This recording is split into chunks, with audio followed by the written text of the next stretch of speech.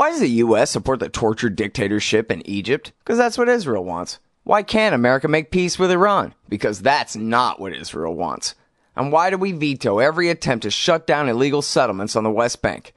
Because it's what Israel wants. Seeing a pattern here? Sick of it yet?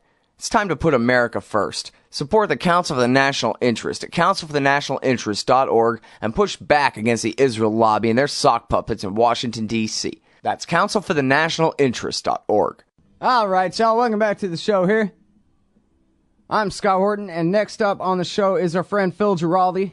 He's a former CIA and DIA officer, and now he writes for the American Conservative and Antiwar.com, and he's also the executive director of the Council for the National Interest at councilforthenationalinterest.org. Welcome back to the show, Phil. How are you doing? I'm fine, Scott. How about you? I'm doing good. Appreciate you joining us today. And so, hey, let's start off with talking about the CNI a little bit there. What are you guys up to lately?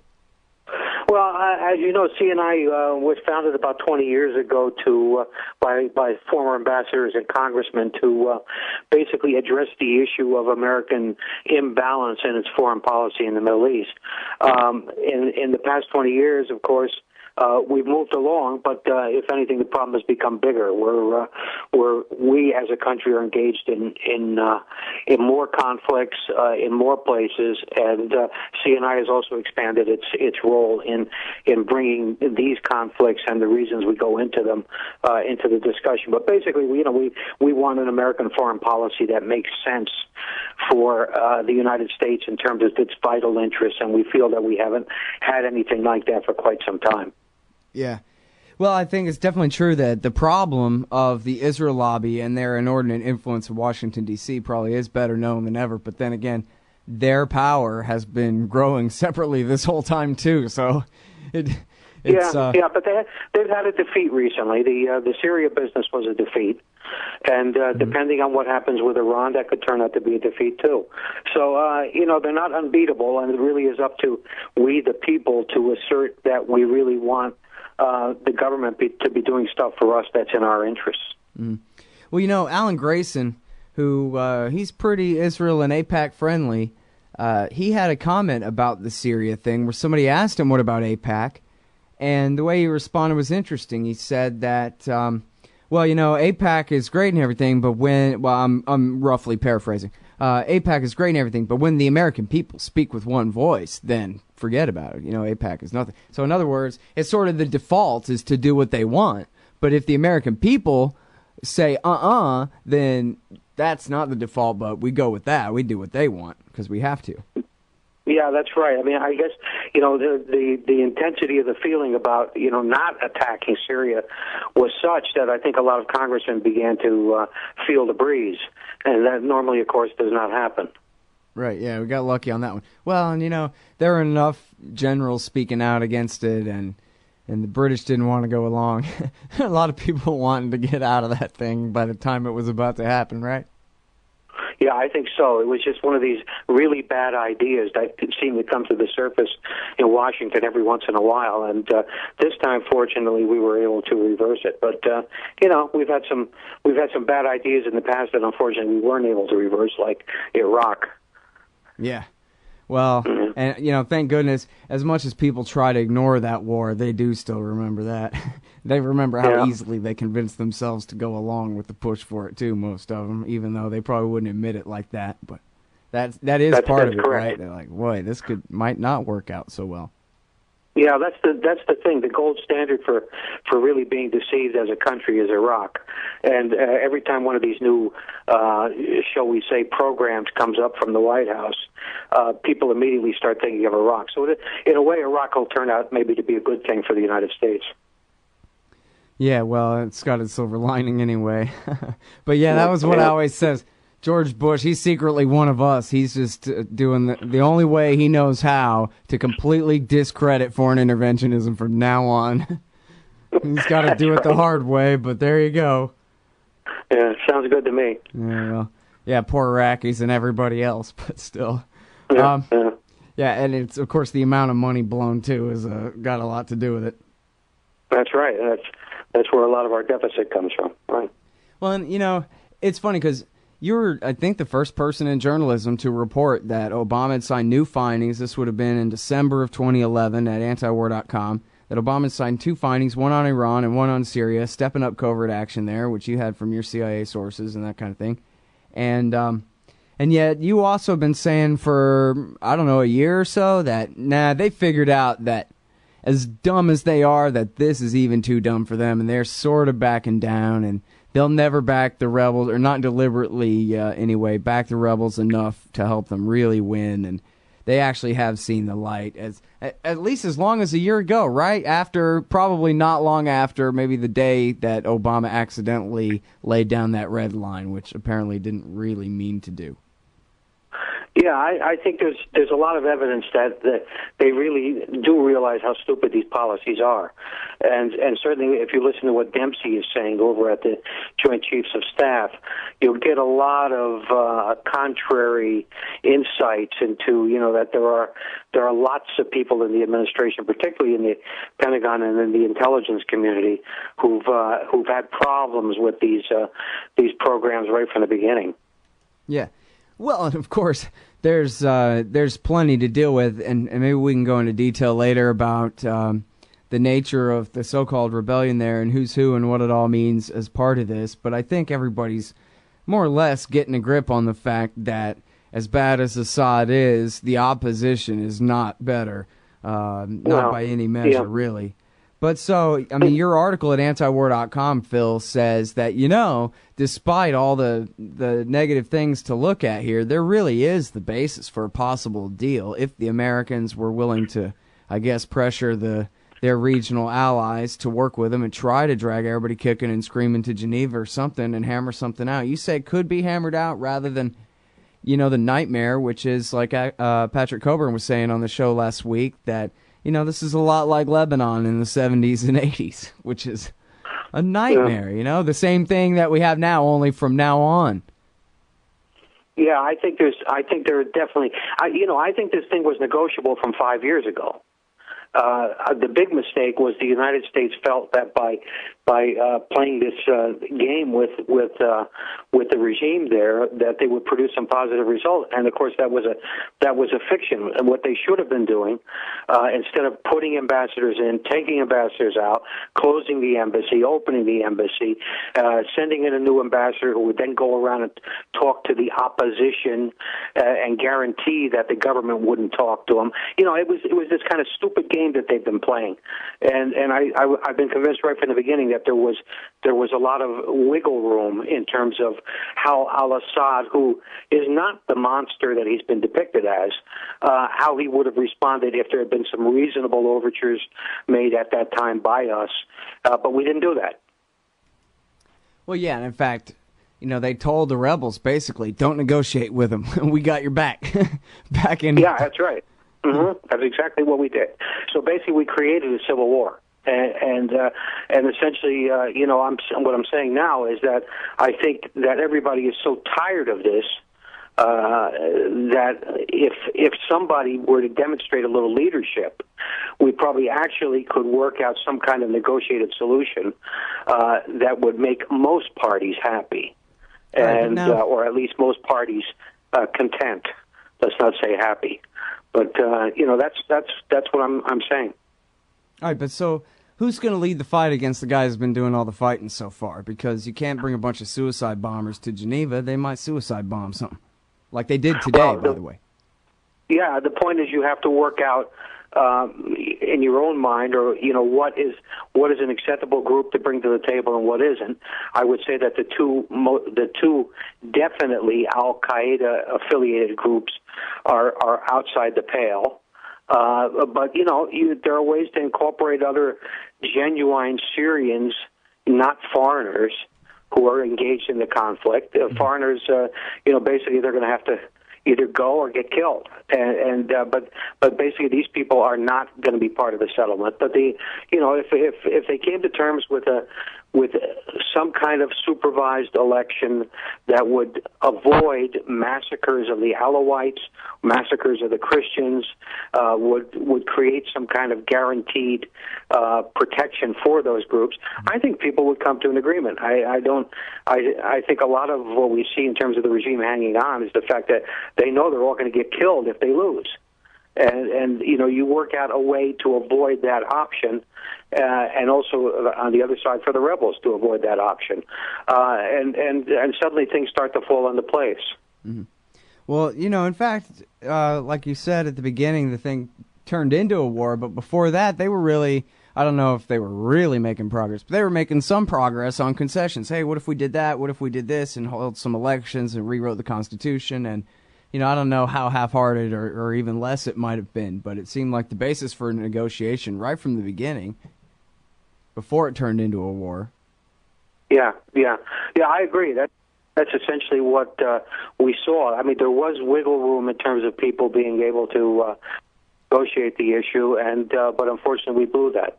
Well, but in a sense, you're sort of saying send in Petraeus and try to redo the awakening thing, right? Where you get the local Sunni imams to turn on the foreigners and the worst extremists of the suicide bomber types and make a deal. But of course, no. I think everybody has a vested interest actually in getting rid of the radicals, and I'm talking about Syrians. I don't really care about what the interests of the Iraqis who are fighting or the Saudis who are fighting inside Syria, what their interests are, because they're not Syrians. And I think if we go to actual Syrians and we go to actual neighbors who have a vested interest in stability on their border, we suddenly find that a lot of people have things that they can contribute to some kind of agreement. Mm-hmm. All right, now, but if I'm the Secretary of State, can I call, which, God, thank goodness I'm not John Kerry in this life, but anyway, if I was him, could I call some Saudi princes and say you have to stop because we've made a policy decision that you have to stop? They have to do what we say, right, or not? Well, they have to do what we say, at least on the surface. They're going to continue to play their own agenda, which is going to be, I mean, for the Saudis, this is a simple kind of equation. It's that if you see this block of countries aligned basically against you, and this block is Iran, that's next to Syria, that's next to Lebanon with Hezbollah. So this is the Saudi perception, which is actually somewhat similar to the Israeli perception, and so you have this is what's driving them. They don't want this contiguous block of hostile territory to be in the neighborhood. So that's why they want to overthrow Assad. They wanted to overthrow Assad for at least 10 years, and the fact is that they can be convinced that there are other kinds of security arrangements and that Syria can go another way if genuinely they're going to go along with it. But at the same time, you don't necessarily have to do that. You could just sort of pressure them. The United States is the security and basically the security umbrella for Saudi Arabia, and as such, it has a lot of weight. So there are ways to convince them. Yeah, I mean, we sell them a lot of weapons, but our guys are their army. They don't even have an army except for internal oppression, right? Yeah, that's basically true. I mean, their army is not an army in the sense that it could fight one of their bigger neighbors or anything like that, like Egypt or Iran. It couldn't. But the fact is that it's the United States basically de facto provides a security umbrella for the Gulf states and for Saudi Arabia against its neighbors, and they know that. Yeah. And so ultimately, we're the ultimate guarantor of their ability to continue to run an autocracy. So they know that, and they're going to accept that. And basically, if the United States comes down with enough pressure, they're going to go along with what the United States wants. Right. All right. So you're alluding to this kind of Shiite arc, which, of course, the neocons identified before the Iraq War and thought the Iraq War was going to help their position, which, of course, it just made the Shiite arc, alliance of powers that much stronger with now Baghdad in alliance with Tehran and Damascus and Hezbollah. I don't know if Hezbollah has a capital city. I guess not. Put southern Lebanon there. Well, anyway. Tripoli, I guess, more than any. Yeah, but the difference here is that the Sunnis are in the majority in Syria. So basically, Right. whatever formula you're going to come up with, it's not going to be part of a Shiite arc.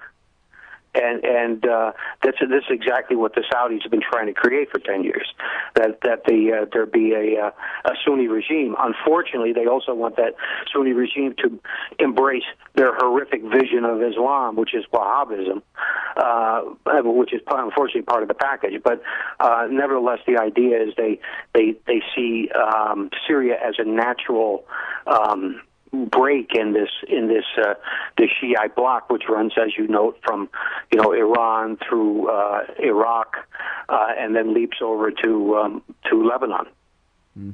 Well, so do you think in any real deal that Assad will have to step down, and it'll be and at that point, is it going to be the decapitation of the entire Alawite government there and the fall of the government itself, or is it just going to be a change of kingship at the top, or how's that going to work? It could go any one of a number of ways. I mean, the point is that I don't think al-Assad want to stay in power. I don't think he wants to stay in power right now. I think that the whole issue for him is that his people, his regime, which is essentially made up largely of his tribe, essentially would get slaughtered if he were to go. So the fact is, in any kind of settlement, you have to work out some kind of arrangement to guarantee that you don't go the Iraq route and have instant genocide. So, I mean, that's of course something that would have to be worked out. You might have to have peacekeeping forces. You might have to have a UN presence. I don't doubt any of that. Yeah. Well, and in your article, you point out and link to this statement by Michael Oren, the former, I guess, outgoing Israeli ambassador to the United States, being very upfront and honest about this and that. I mean, it's between the lines anyway. The reason America backs the Sunni jihadists in Syria is because the Israelis have a much bigger problem, they think anyway, have a much bigger problem with Hezbollah and Iran, and obviously Syria as the key in the arch there, than they do with Al-Qaeda, at least for now. And so that's why America's policy is to back our enemies against their enemies. Yeah, and the Israelis are seeing it precisely the same way the Saudis see it, which is essentially that they think it's better to have a radical regime in Syria, which is kind of in a state of civil war, than it is to have a government there that's friendly to Iran. So it's exactly the same kind of thinking, and as you point out, of course, the thinking on all these issues tends to be wrong 5 years down the road.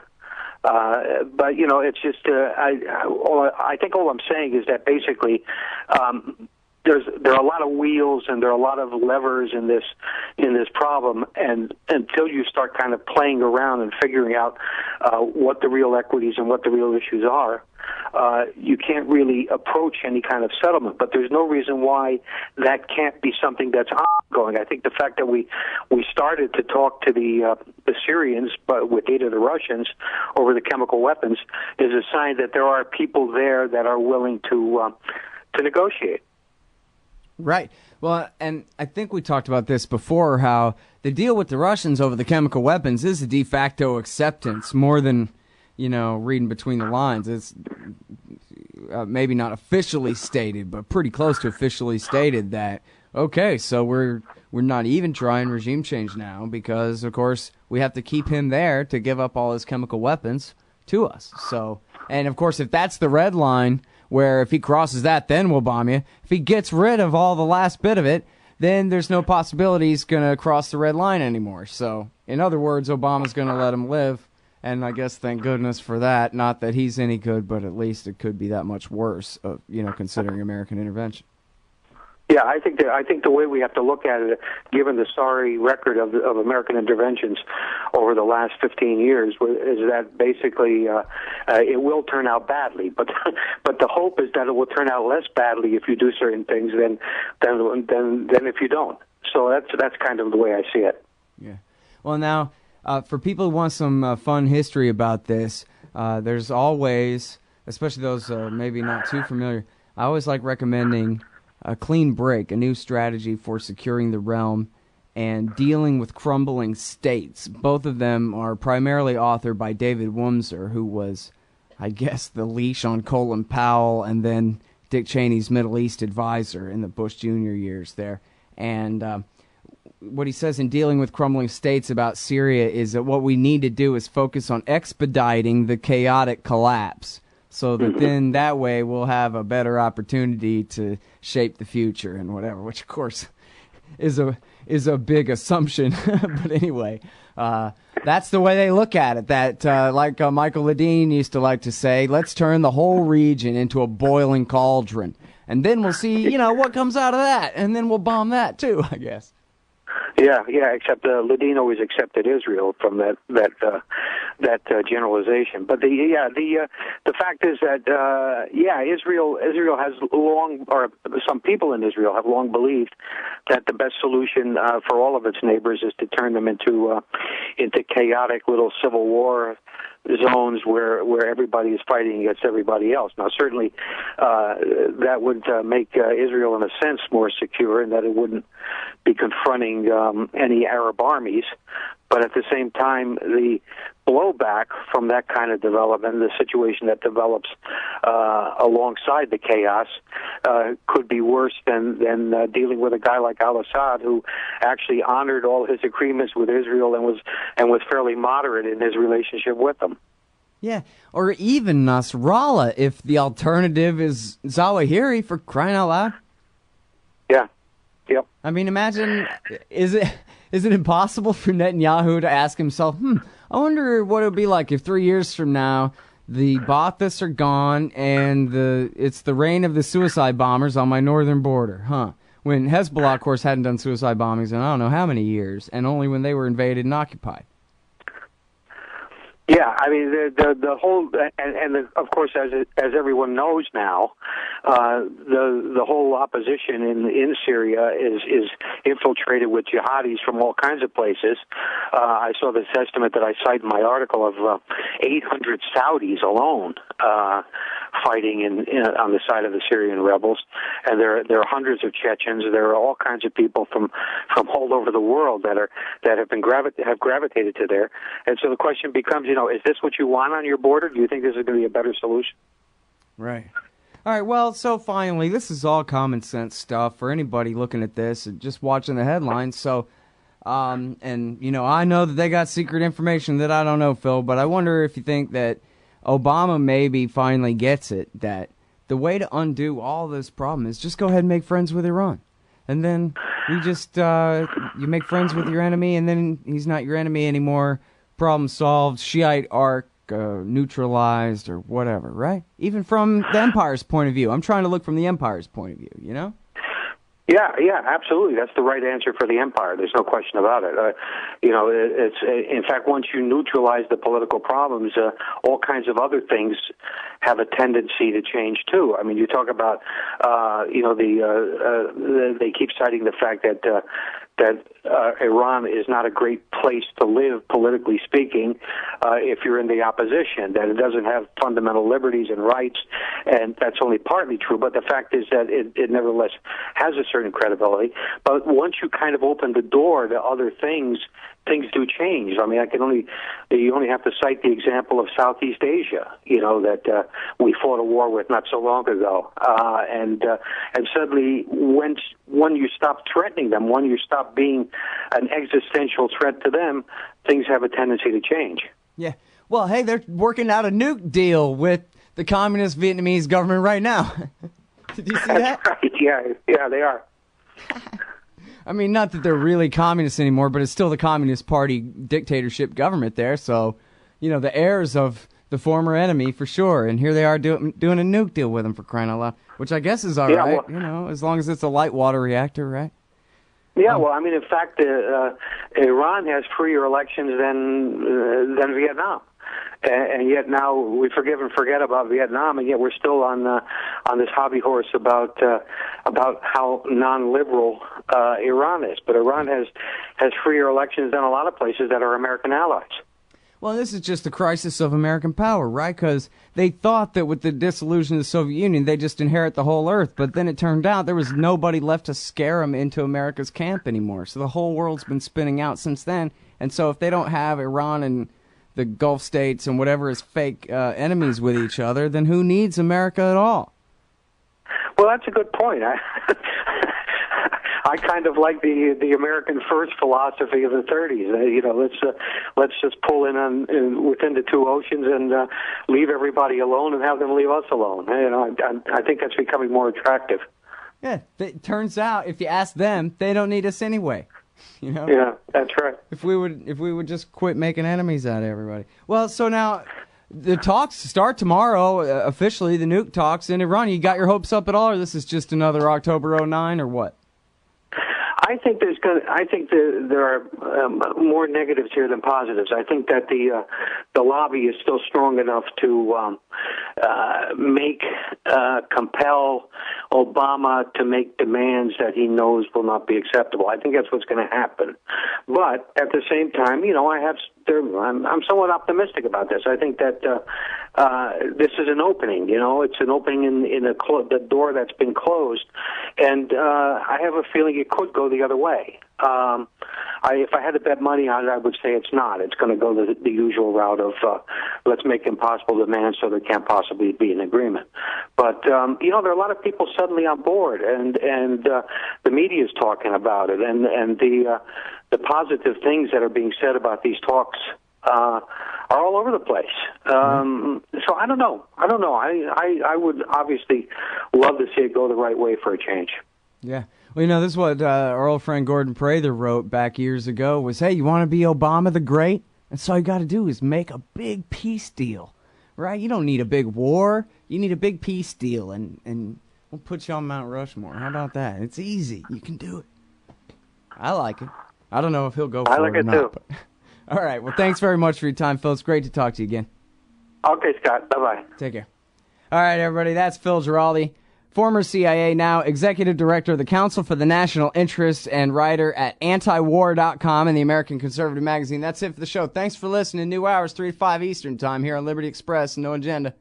Hey, all, Scott here, hawking stickers for the back of your truck. They've got some great ones at libertystickers.com. Get your son killed, Jeb Bush 2016. FDR, no longer the worst president in American history. The National Security Agency, blackmailing your congressman since 1952. And USA, sometimes we back Al-Qaeda, sometimes we don't. And there's over 1,000 other great ones on the wars, police, state, elections, the Federal Reserve, and more at libertystickers.com. They'll take care of all your custom printing for your band or your business at thebumpersticker.com. libertystickers.com. Everyone else's stickers suck. Fact. The new NSA data center in Utah requires 1.7 million gallons of water every single day to operate. Billions of Fourth Amendment violations need massive computers and the water to cool them.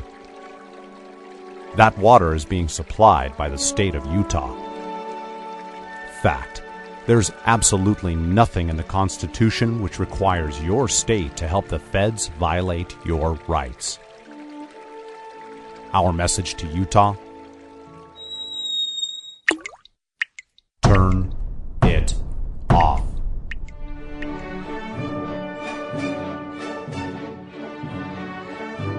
No water equals no NSA data center. Visit offnow.org.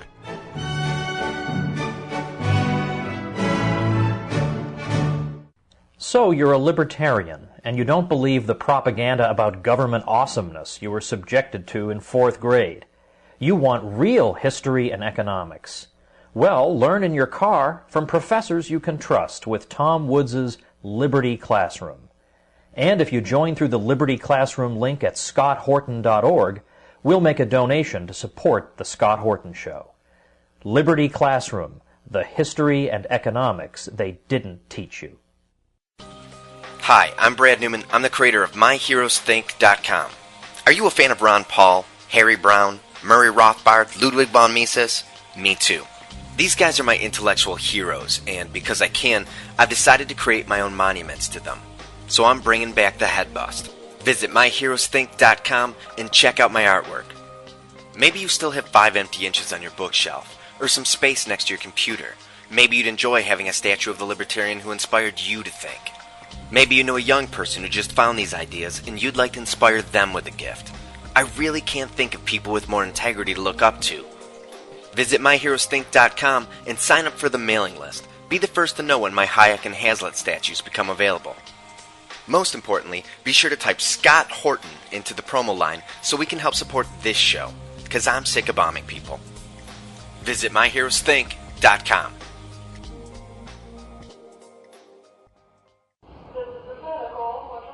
Oh man, I'm late. Sure hope I can make my flight. Stand there. Me? I am standing here. Come here. Okay. Hands up. Turn around. Whoa, easy. Into the scanner. Ooh, what's this in your pants? Hey, slow down. It's just my... Hold it right there. Your wallet has tripped the metal detector. What's this? The Bill of Rights? That's right. It's just a harmless stainless steel business card-sized copy of the Bill of Rights from SecurityEdition.com. There for exposing the TSA as a bunch of liberty-destroying goons who've never protected anyone from anything. Sir, now give me back my wallet and get out of my way. Got a plane to catch. Have a nice day. Play a leading role in the security theater with the Bill of Rights Security Edition from SecurityEdition.com. It's the size of a business card, so it fits right in your wallet, and it's guaranteed to trip the metal detectors wherever the police state goes. That's SecurityEdition.com. And don't forget their great Fourth Amendment socks. Hey guys, I got his laptop.